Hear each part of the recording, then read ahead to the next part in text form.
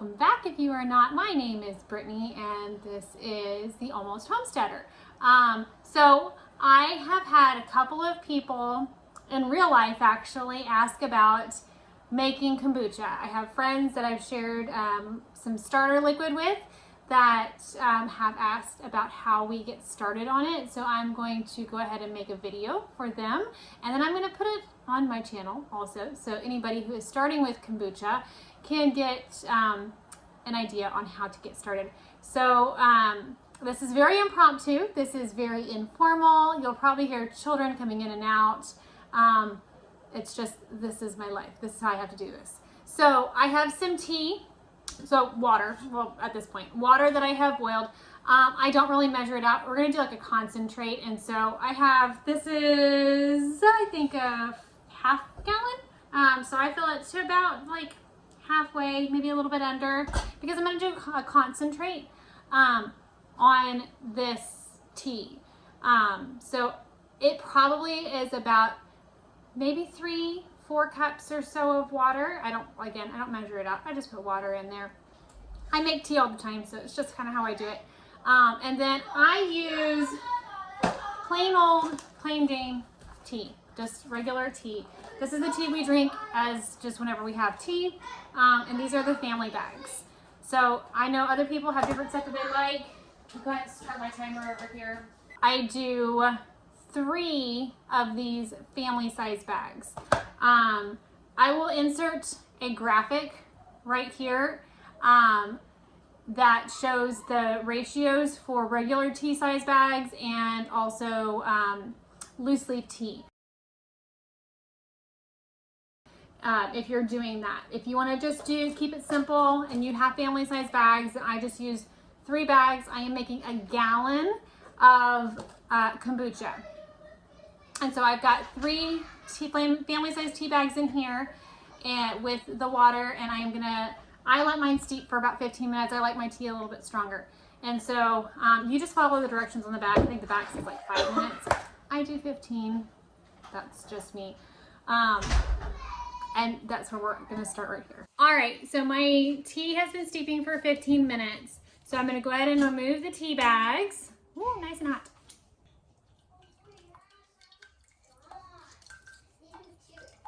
And now I have a cup, yes, an entire cup of sugar.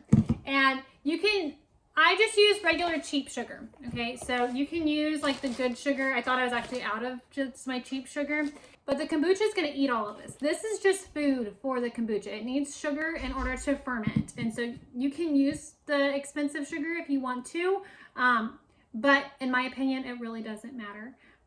So I have good sugar here, but I'm not probably going to use it. I will use it if when I do my second ferment, if I feel like it needs a little bit of an extra. The more sugar you give it in the second ferment, the more it'll ferment. We'll get there. Right now we're working on the first ferment. Okay, so we're going to do this entire cup of sugar into the tea, and we are going to just get it all in there. It's very humid right now, so we're sticking. And give it a good mix. Now I'm gonna leave this for a few hours because we want this to get completely to room temperature. So we are gonna add extra water to it, but I don't wanna do that right now because it's gonna depend on where I'm at whenever I'm ready to mix it. Because if your tea is too hot, it will kill all of the good probiotics and all of the yeast and everything that is in your kombucha. It's going to kill all of the good bacteria. And so you want it to be at room temperature in order to get it started. So we're going to leave it for a few hours. And then whenever I'm ready to start it, if it's still kind of warm, I will use ice water and I will just keep adding ice to get it to cool down. So we will come back in a few hours. Okay, so we are completely cooled down now. We've got our sweet tea right over in here, and it is all mixed up, all cool. And so this is my Scoby hotel. This is where I kind of differ from some people. So whenever I first started doing kombucha, the person that I was following, she would just take some starter. She would use some of her kombucha that she had just made before she sweetened it. She pulled some off to start her next batch of kombucha. And that worked for me for quite some time until I guess as time went on, my kombucha got weaker and weaker and weaker until I eventually got mold. So how that happened was that when you have really weak starter, it doesn't drop your pH of your kombucha fast enough. And so whenever it stays, if the pH doesn't drop fast enough, you will develop mold. And so my entire batch, all of my stuff molded, and so I had to start completely over. So I took on a different approach to doing kombucha. So what I do now is I got my pack. I ordered mine from Fermentaholics off of Amazon, and I started that out, and I made half a gallon of starter, and I let that sit for about 8 weeks, and then I bumped it up to an entire gallon, and I let that sit for 4 weeks, and then that got me to where I'm at now. Well, it got me to the point that I had this. I've been doing it longer than that, but so now you can see it's kind of low, and that's because I've gifted some, and I also have some that I have to mix back in from my last batch that I'm gonna put back into here. So that was how I got to the point that I had my Scoby hotel.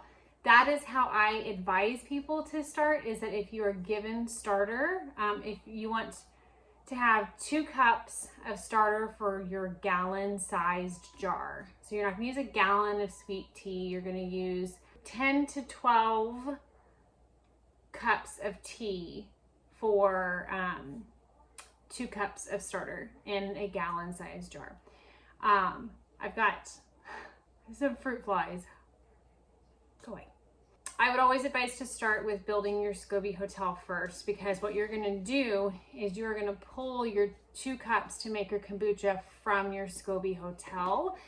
And the reason why is because it is an extremely strong starter. You would not drink this. I would not drink this.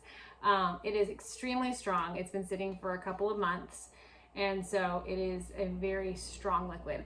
And the good thing about that is that means your kombucha is going to your kombucha is going to ferment super, super fast. So you're not going to have to worry about mold. You're also not going to have to worry about waiting a super long time before you get drinkable kombucha. So with all of that being said, I am going to pull from my, I'm going to pull 2 cups out of my hotel. And so how I have my Scoby hotel set up is I have my gallon jar, and I have just a regular coffee filter and a rubber band. The reason why you have it set up like this is because it needs to be able to breathe. That's going to be how it continues to ferment. And it can sit on the counter just like this. It's just fine. So make sure your hands are clean. I just washed my hands. Your hands need to be clean before you mess with it. Otherwise, you're going to introduce bacteria, and then you can get mold. So clean hands, always clean hands. So we are going to, it will have developed a new Scoby on top also. And so we are going to kind of get that out of the way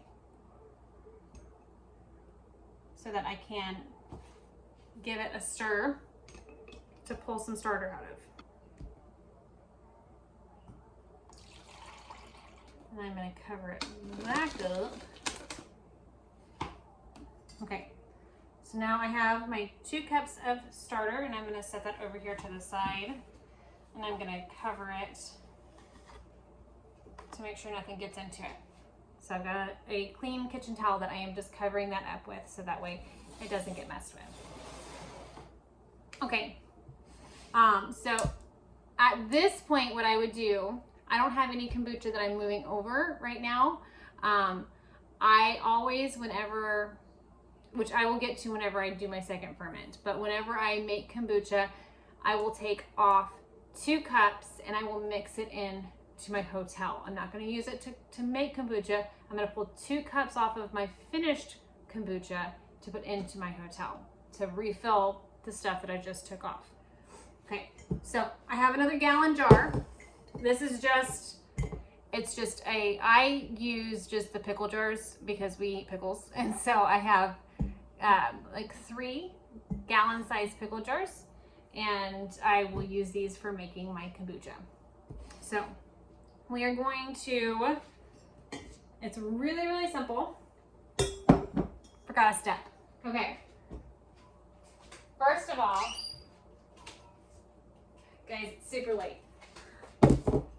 It's like 11 o'clock late. So I need to know how much I have. Okay. So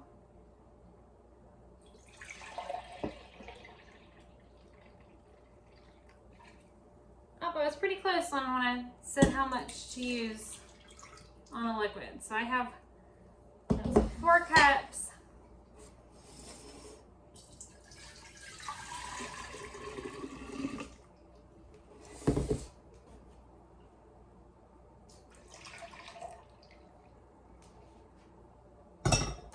Okay, so now I know I have 4 cups in here. So you're going to use 10 to 12 cups. It's really going to just depend on your jar. It just is going to vary. So anywhere between 10 to 12 cups is completely fine.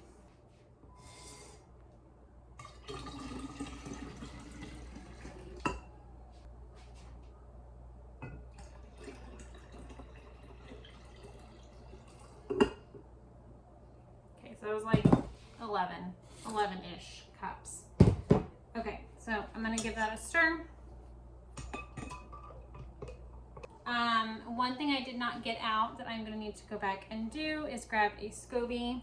That is a hot debate between people in the kombucha world, is if you need the actual pellicle to do kombucha.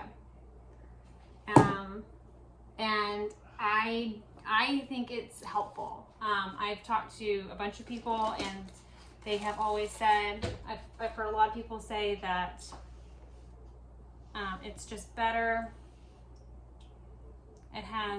It just adds extra of the, oh, that's a big one.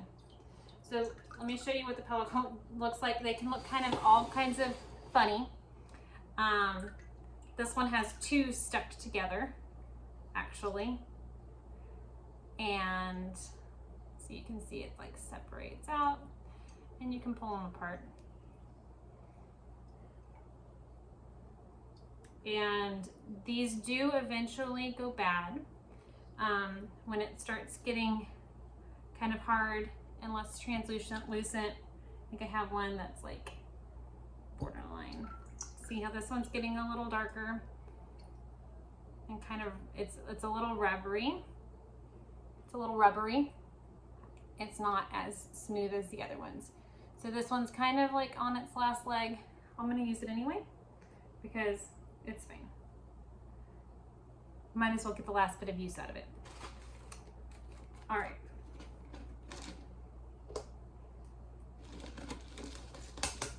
So now I am gonna give this a nice stir again.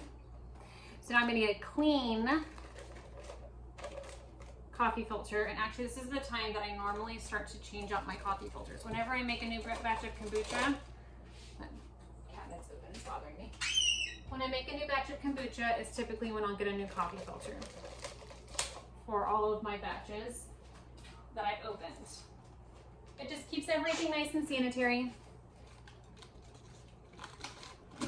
because they will get wet sometimes, and that's just a good practice. Oh, actually, before I do that, let me mix this in.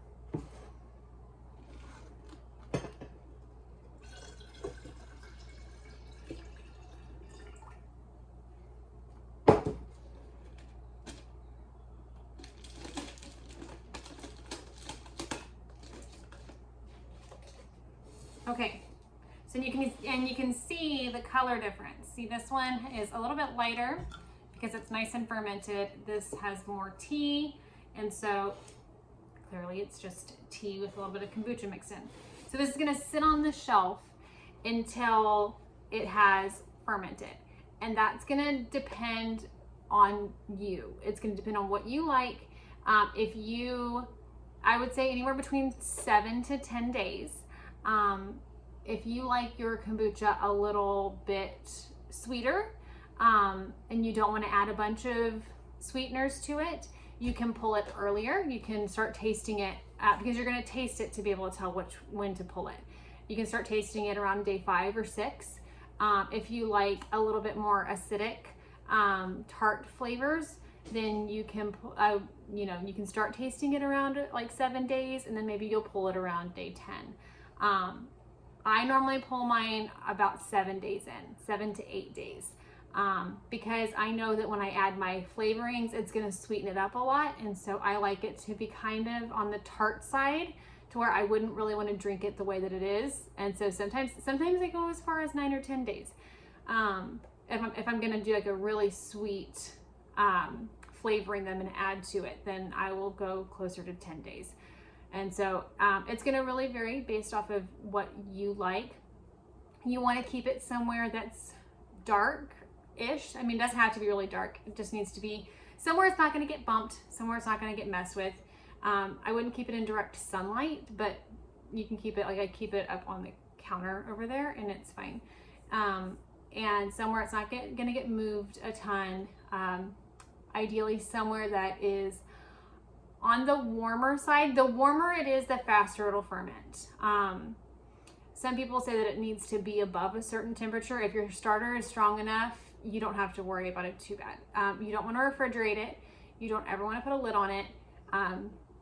But just keep it somewhere that it's not going to get messed with, somewhere that is reasonably warm. I mean, my house is normally between 68 and 70 degrees-ish, and I've not had any problems. Sometimes it got down as low as like 67, and I've still not had any problems with it fermenting, with the exception of that one time that I got mold, but that was a whole different situation for a different reason. But that's pretty much it.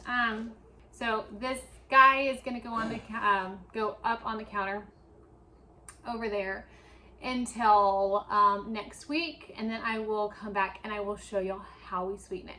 But that's all I have for now. If you have any questions, please feel free to leave it down in the comments, and I am always happy to answer any questions. If I forgot anything, let me know. Also, I'm going to drop my Instagram handle if y'all want to follow me over there.